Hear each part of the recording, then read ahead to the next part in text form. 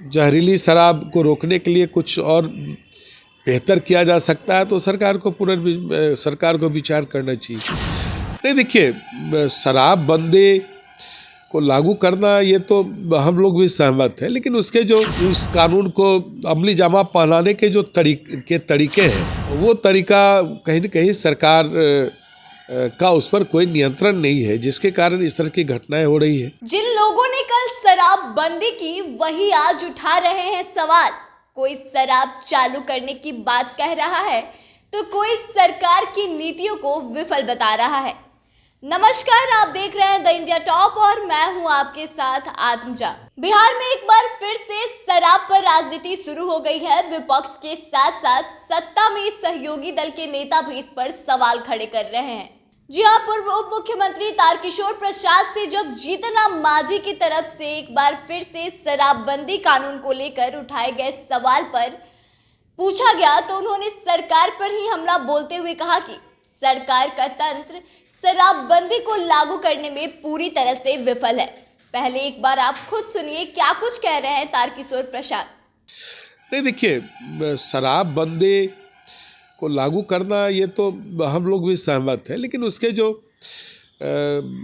इस कानून को अमली जामा पहनाने के जो तरीके हैं, वो तरीका कहीं न कहीं सरकार का उस पर कोई नियंत्रण नहीं है, जिसके कारण इस तरह की घटनाएं हो रही है।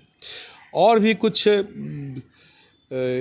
जहरीली शराब को रोकने के लिए कुछ और बेहतर किया जा सकता है तो सरकार को विचार करना चाहिए। बता दें, तारकिशोर प्रसाद ने कहा कि सरकार को प्राथमिकता के आधार पर प्रशिक्षण देने की आवश्यकता है कि शराब से क्या नुकसान है। इसके लिए जागरूकता की आवश्यकता है। बिहार सरकार की यह योजना पूरी तरह से बिहार राज्य में असफल है। जीतन राम मांझी इसी तकलीफ को लेकर इस प्रकार का बयान दिए होंगे। साथ ही आपको बता दें कि आगे उन्होंने कहा कि जो जहरीली शराब के निर्माता हैं, उन पर प्रहार होना चाहिए।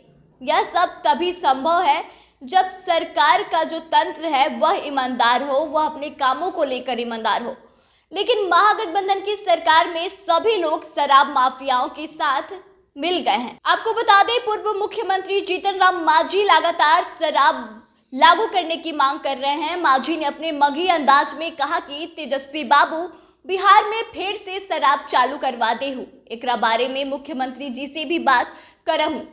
साथ ही मांझी ने कहा कि गया और बिहार में देश विदेश से पर्यटक आते तो हैं, लेकिन कोई भी यहाँ रुकता नहीं है। थोड़ी देर घूमकर वह सीधे बनारस और पड़ोसी राज्य झारखंड के हजारीबाग जा रहे हैं, जिसके कारण बिहार के राजस्व को भी काफी नुकसान उठाना पड़ रहा है। जब बाहर से पर्यटक रुकेंगे ही नहीं तो विदेशी मुद्रा से राजस्व कैसे बढ़ेगा।